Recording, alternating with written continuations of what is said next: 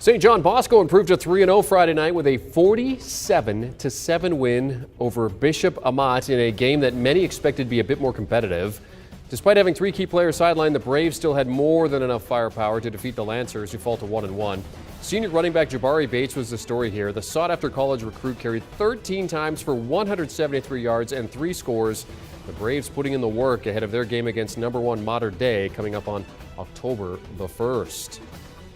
So let's talk about that MaxPreps top 25 for the coming week. The top 5 remain unchanged and undefeated. Movement in the 5 to 10 spots, though. Center Grove inside the top 10, North Shore, Bishop Gorman, and Bergen all making a bit of a climb. And for more on the top 25 and other high school football stories that you need to know about, let's bring in our MaxPreps guys. Some of the brains behind the top 25, Steve Montoya, and the sauce man himself, Zack Poff. Gentlemen, let's start with St. John Bosco taking on Luther Burden and East St. Louis in the Trinity League versus USA Showcase this coming week. Zach, are the Braves right where you expected them to be at this point, and what can we expect against East St. Louis?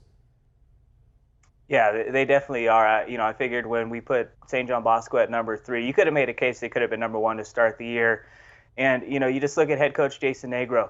He's always got his guys ready to go, and they're pretty polished this year. They can still improve a little bit, but they're always dominant in the trenches, and I just love what I'm seeing from defensive tackle Jared Satelli. This guy might be the most underrated player in the class of 2022.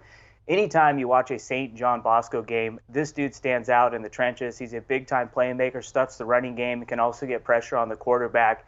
They got a couple of big games coming up, though. They host East St. Louis this Friday, and they get to go up against a team that's ranked just outside the top 25 at number 40. And they got this cat, Luther Burden, a 5-star wide receiver.